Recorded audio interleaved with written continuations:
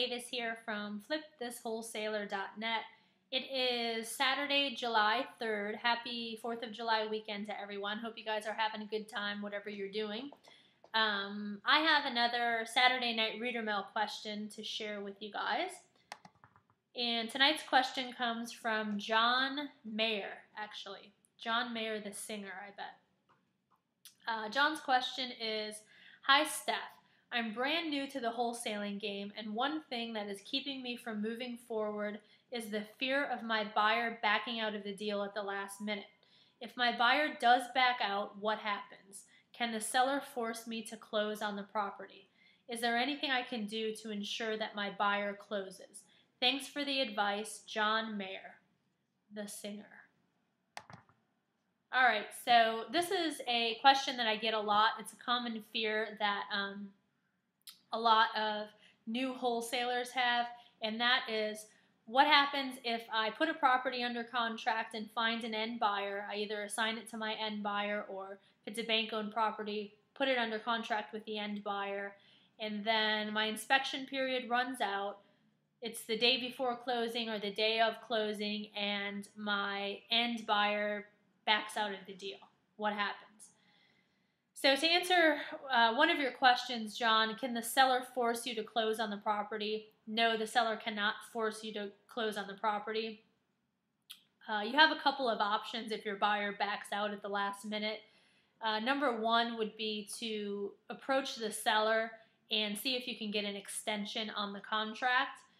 If you're dealing with bank-owned properties, a lot of times, sometimes you can buy an extra day or two to see if you can find another buyer for the deal. The banks, quite honestly, aren't that flexible. Sometimes they'll agree to an extension, sometimes they won't, just depends. If you're dealing with a private seller, generally speaking, they're a lot more flexible, so you might be able to buy an extra week or 2 weeks to try and find another buyer. So that would be one option, would be to try and get an extension on the contract. Your second option would be, obviously, to close on it yourself. I'm guessing if you're asking this question that probably, or maybe you're not in the position to close on the deal yourself. And then your third option, or wouldn't really be an option, I guess, what you'd have to do would be back out of the contract. And what's going to happen if you back out of the contract is you're going to lose your earnest money deposit.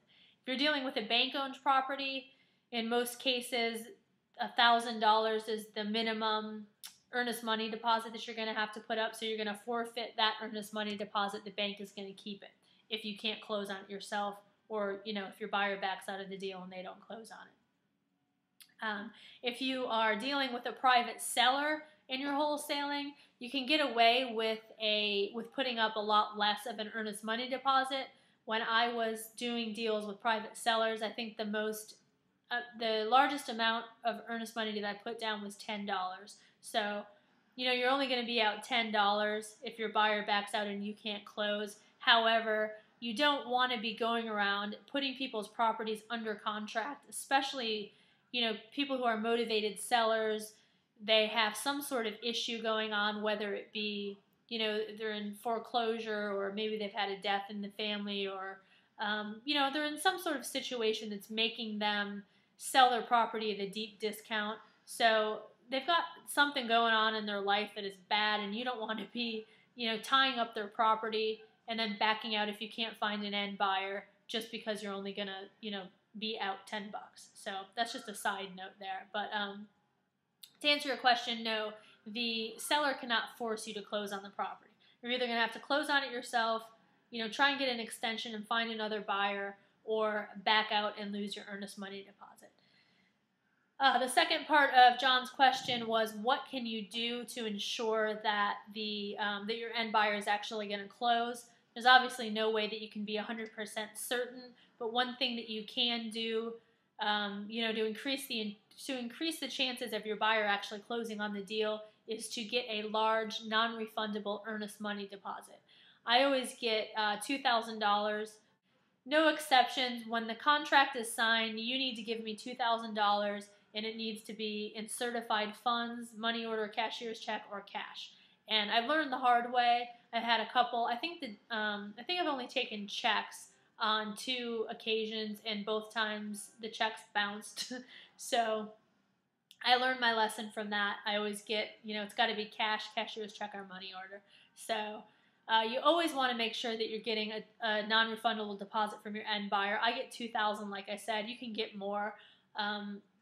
If you have doubts about the person, being legit, and they're saying that they're a cash buyer, they should have no problem whatsoever giving you $2,000, $3,000, $4,000 deposit. If they're a cash buyer.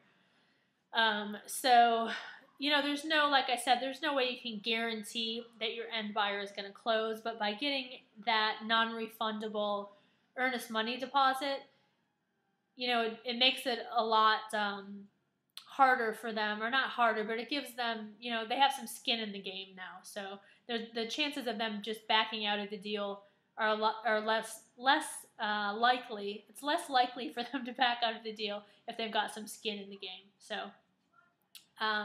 anyway, John, hope that answered your question. And anybody else, if you have any further questions, feel free to leave a comment, and I will be happy to answer.